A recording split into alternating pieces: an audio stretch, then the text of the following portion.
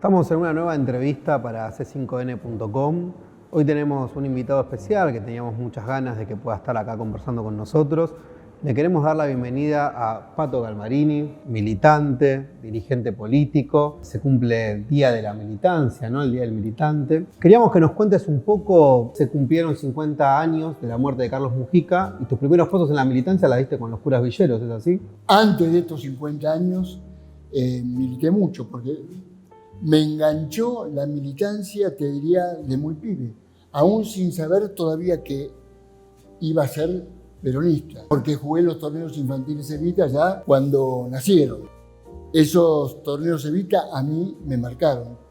Y no solamente el haber jugado al fútbol en aquellos campeonatos, sino también todo lo que sucedió alrededor del deporte argentino, que fue parte de la transformación y de la revolución que Perón le impuso a la Argentina desde el 45 en adelante. ¿Qué era lo que más recordás que te marcaban de los torneos? Y tengo, mira, el recuerdo más grande que tengo es un cuadrito que tengo arriba de mi cama, de mis amigos de entonces, a muchos de los cuales no he vuelto a ver, nunca más supe de ellos.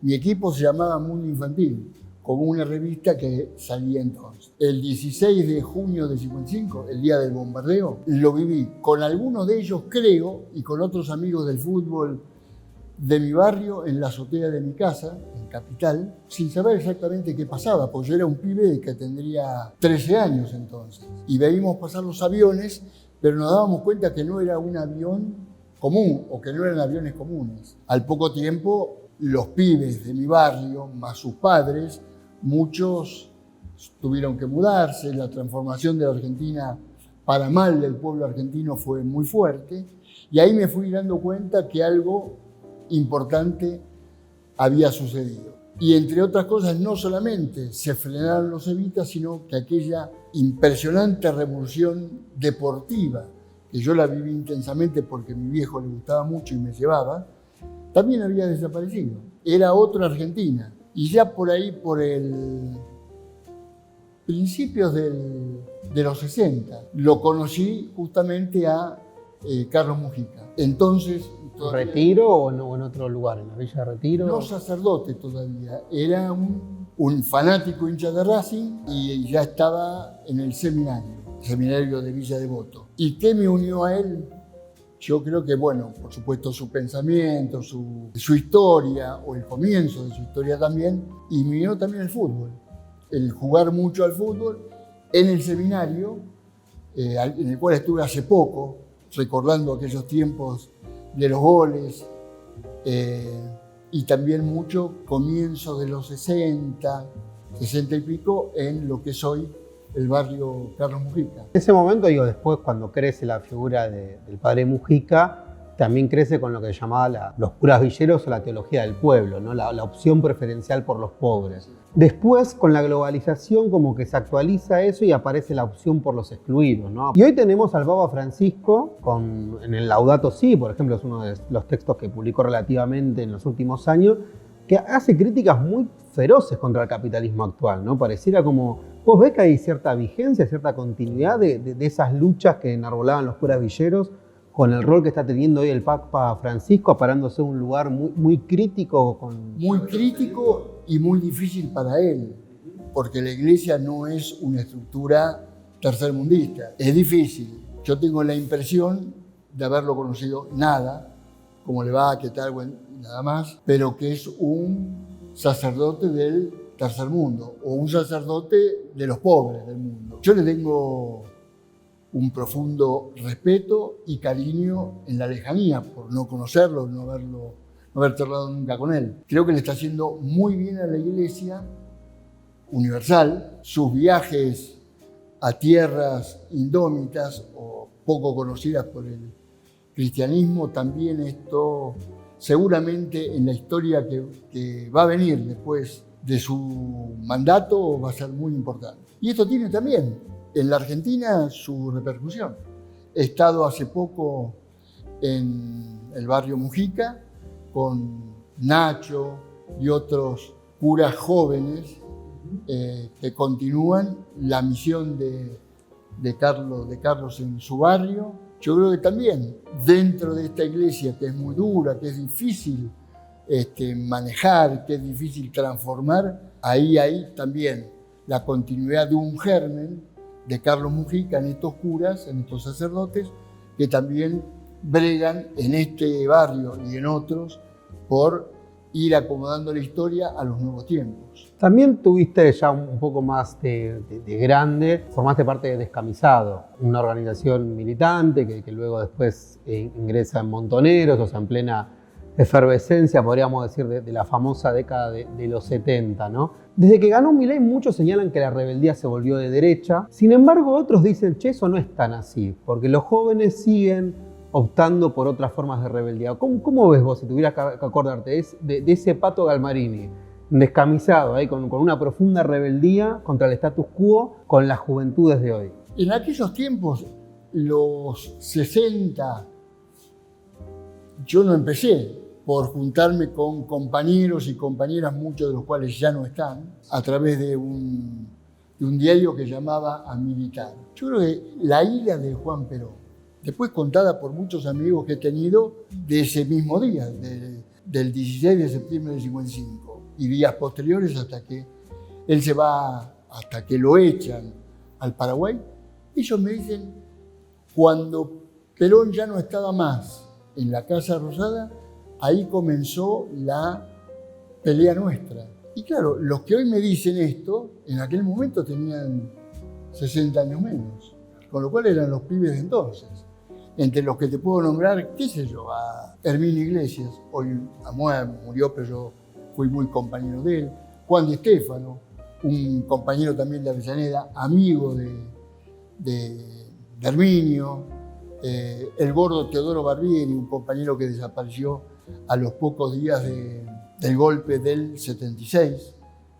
Infinita cantidad de viejos compañeros mayores que yo que me contaban lo que eran los jóvenes de entonces, los jóvenes de los 50. Y en los 60, todos nosotros, o muchos de nosotros que veíamos que algo había pasado, como en mi caso el tema del deporte, de mis compañeros del fútbol de los Evita, comenzamos a incorporarnos fruto de estos jóvenes de los 50. Y a las nuevas generaciones, ¿por dónde estás viendo que pasa su compromiso, su rebeldía? Yo creo que hay un enorme compromiso. La diferencia grande entre aquel momento y para mí es la presencia de Juan Perón.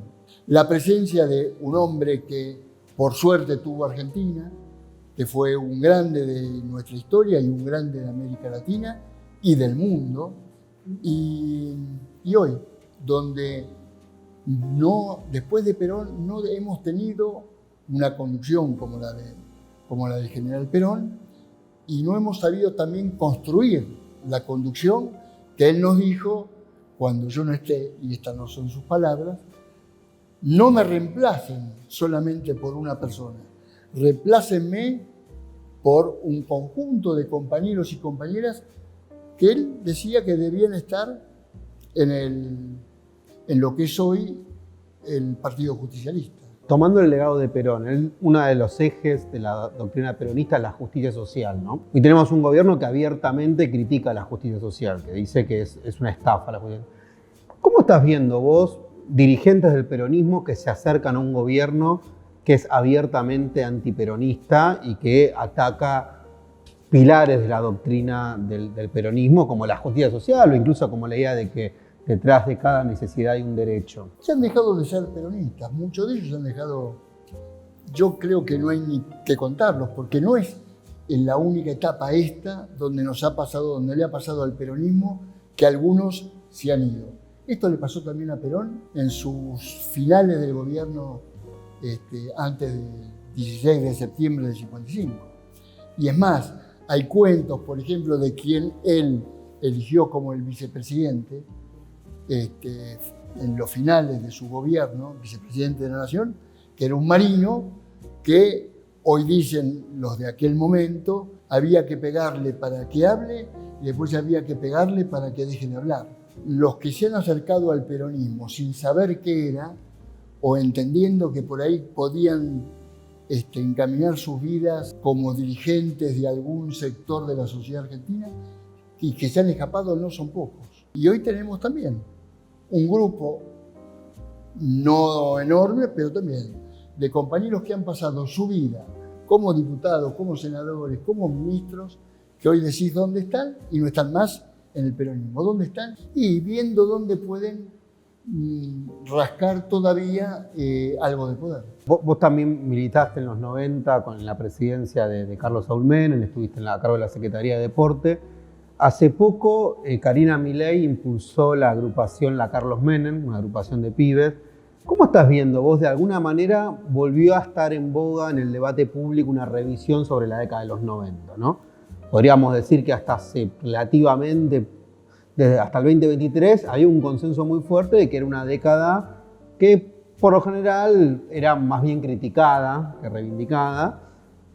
Y paradójicamente, Milei, sin ser peronista, más bien siendo antiperonista, vuelve a reivindicar, a pararse de esa década. ¿Cómo estás viendo ese juego en el debate? La figura de Carlos Menem, para mí, yo te diría que es una figura o un hombre a quien yo extraño mucho. Lo quiero mucho y frente a la discusión que se ha entablado quién era Menem, si era...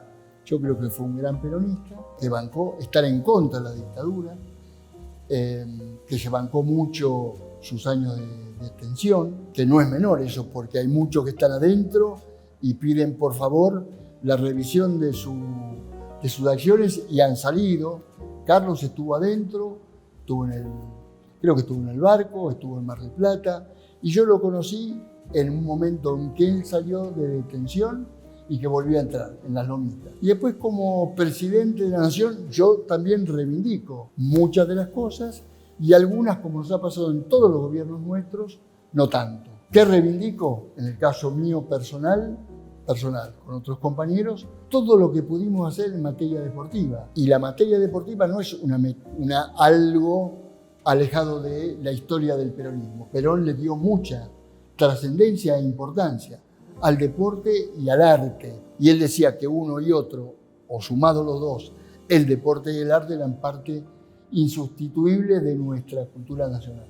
Nosotros en el tema del deportivo, cuando yo estuve al frente del deporte, hicimos muchas de las cosas que reivindicamos de aquel Perón de los 40 y 50. Y que después también, cuando volvió en el 72, también la ley del deporte, en fin. Perón fue un enorme deportista, tanto que fue un deportista fundamentalmente en la esgrima, donde viajó al primer Juego Olímpico, estuvo por ser uno de los viajantes de Argentina al primer Juego Olímpico en los que Argentina participó. Francia, 1924, allá atrás. Lo nombraron y después achicaron la delegación y Perón se quedó afuera. Pero fue un enorme deportista, un gran deportista en varios deportes y alguien que además entendió lo básico del deporte para un peronista, que es no solamente el alto rendimiento, sino el deporte social al cual yo pertenecí en la década del 50 con los torneos Evita, ¿no? Podríamos decir que, bueno, después, siglo XXI, irrumpe con fuerza el Néstor y Cristina, sobre todo convocan a una repolitización de las juventudes y con una, si se quiere, con un enfoque en muchos casos antagónico a lo que fue la década del 90 en el peronismo. ¿Cómo viviste vos esos 12 años, 2003 al 2015, de Néstor y Cristina? ¿Qué análisis haces de ese peronismo distinto que apareció? A mí lo que me pasó con la militancia del peronismo, porque mi vida fue la vida de la militancia. Después fui diputado, fui senador, pero yo soy, si a mí me dicen que sos vos, un militante que amo el peronismo. Después de, yo te diría el 2003, 2004, tuve un bajón no respecto al peronismo, sino preguntándome qué me había pasado en mi vida, con la clandestinidad, con los descamisados, que es en realidad la agrupación político-militar a la cual adherí desde muy pibe con otros compañeros. ¿Qué me pasó en la época en que los descamisados se juntaron con los montoneros, donde muchos de nosotros no estuvimos de acuerdo, y mucho menos cuando estuvieron enfrentando a Perón. Después vino el golpe del 76 y yo tuve que clandestinizarme como muchos compañeros. Todo eso fueron muchos años de mi vida, muchos años que había dejado de hacer cosas que también me gustaban, como jugar al fútbol, y tuve que revisarme la cabeza. Tuve que ir a un psicólogo y el tipo me dijo, bueno, además de chamullar conmigo, pará un poco la pelota y empecé a revisar qué estás haciendo. Eso estamos hablando de 2003-2004. A quien debí haber conocido más como compañera fue a Cristina, porque fuimos diputados nacionales juntos en un momento, y lo conocí menos al flaco, a Néstor Kirchner, con quien seguramente yo me hubiese llevado mucho mejor que con su mujer, que con su esposa, que con Cristina. Pero lo conocí poco. Él murió en el 2009, cuando yo ya me estaba, 2010, cuando me estaba reincorporando a lo que ha sido mi vida como militante, y no pude. De todas maneras reconozco que los Kirchner, la pareja y por supuesto sus compañeros le dieron una enorme presencia al movimiento nacional. No solo al peronismo, sino a todo lo que acompañó siempre al peronismo. Vos, bueno, ahora en los últimos años estuviste muy cerca de Sergio Massa, digo, políticamente, además de la cuestión no tanto, familiar. Ahí, ¿cómo haces para diferenciar lo familiar de lo político? Yo me imagino un domingo donde se están ahí. Tengo una gran relación con Sergio, lo quiero mucho, porque además es padre de 2 de mis 11 nietos. Y con Malena me llevo bien, pero tal vez mejor con Sergio. Mirá. Porque Malena es una mina muy militante que además vivió los momentos muy difíciles del 24 de marzo del 76 en adelante. Ella y mis 2 varones. Con Sergio, muy bien. Yo personalmente siempre he pensado que el mezclar mucho la política en las familias, aún peronistas como han sido casi todos mis hijos, no es lo mejor. Porque también el mundo se ha modificado, el peronismo también se ha modificado, hay que modificarlo mucho más, hay que ponerlo al día, y hay cosas que a mí, desde aquel momento en que era pibe y fui peronista, a hoy, muchas cosas que nosotros hacíamos, hoy ya han dejado de ser importantes. Tengo resabios de aquello y mis hijos me dicen, che, esto es un hijo medio pelotudo. Y yo creo que no, pero bueno, estas cosas trato de obviarlas. Con Sergio tengo una muy buena relación, en estos días nos hemos visto, la última vez el Día del Padre, con él, con Malena, con ellos, y bueno, yo sigo siendo, estando en el peronismo, soy afiliado al PJ desde el año, qué sé yo, desde cuando se ahora estás junto con Quintela. Estoy con Quintela en la lista, con Quintela. Yo le había dicho, estuve con Quintela varias veces y me pareció un tipo fenómeno, un compañero de una enorme importancia, de una provincia que yo quiero mucho, no solamente por el paso de Carlos Menem y porque estuve mucho allá, sino por la historia de... ¿Y vos compartís, Pato, esta idea de... Porque desde que triunfó Milei, daría la sensación que el peronismo entró en cierta desorientación, ¿no? Como que no está claro para qué lado va. Y bueno, muchos señalan hay que volver a enderezar al peronismo, tenemos que volver a cierta esencia, esta idea de no puede haber tolerancia con quienes están votando junto con Milei, como recuperar un poco un partido que la institución PJ venía un poco, podríamos decir, con un nivel de actividad bajo, ¿no? ¿Vos cómo estás viendo el peronismo hoy en este contexto actual con un peronismo que capaz que está más fragmentado que en otras épocas, donde ves que las diferencias con Cristina son diferencias salvables y que es parte de un proceso lógico que se da por una derrota, o ves que acá hay algo más estructural y más profundo que sea difícil de volver a recomponer? Yo creo que han pasado los años, han pasado 50 años desde que Perón no está, que fue el único que a nosotros nos condujo casi en su totalidad, aún estando muchos años fuera, estando en Madrid, estando en el exilio. Él nos conducía a todos, a lo que él hacía nacer o a lo que nacía. Y a mí me dicen, nosotros lo trajimos a Perón el 17 de noviembre del 72, y yo le digo a todos con mucho cariño, mira, él se trajo, nos condujo a todos, los sectores, los grupos, etcétera, para él volver. Y él fue la única conducción totalizadora que tuvo el peronismo a lo largo de estos 80 años de existencia, o casi 80 años. De ahí en adelante hubo hombres y mujeres que nos condujeron durante un tiempo, nunca por largos tiempos, y no lo va a haber. Esto nos lo dijo también, nos lo señaló Perón, cuando él dijo, cuando yo no esté, cuando hay que institucionalizar el peronismo.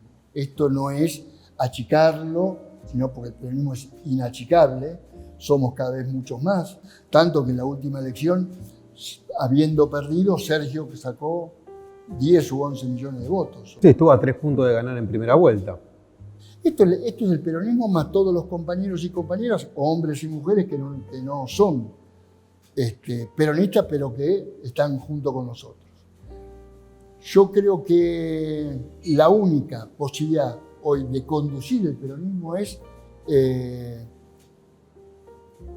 con un grupo de compañeros votados por todos los peronistas del país, con los 11 millones, 14 millones, en fin, no sé cuál es el padrón exacto.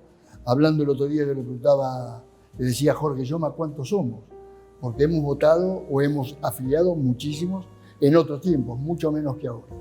Pero ¿cuántos somos? Y él me decía esto, que son muchos. Yo no creo, directamente no creo que hoy haya un hombre, una mujer o un sector de una parcialidad que pueda conducir el peronismo. Esto lo digo por Cristina, a quien le tengo un enorme respeto, no un cariño porque nunca he sido amigo de ella, pero también. Pero creo que el ejercicio de Cristina al frente del peronismo ha sido absolutamente sectorial, de un sector, no de la totalidad. Que esto hay que revertirlo, hay que modificarlo, pero como hubo que modificar a figuras como Héctor Cámpora cuando dejó de ser el camporismo, pasó, como el del isabelismo que pasó, como el del menemismo que pasó, como el del dualdismo, en fin. Todas estas etapas han sido etapas importantes del peronismo, pero el único ismo permanente es el peronismo. Para cerrar, me gustaría, como una última reflexión tuya hacia la militancia, ¿no? Digo, haber pasado por tantas distintas etapas, ¿qué mensaje les das?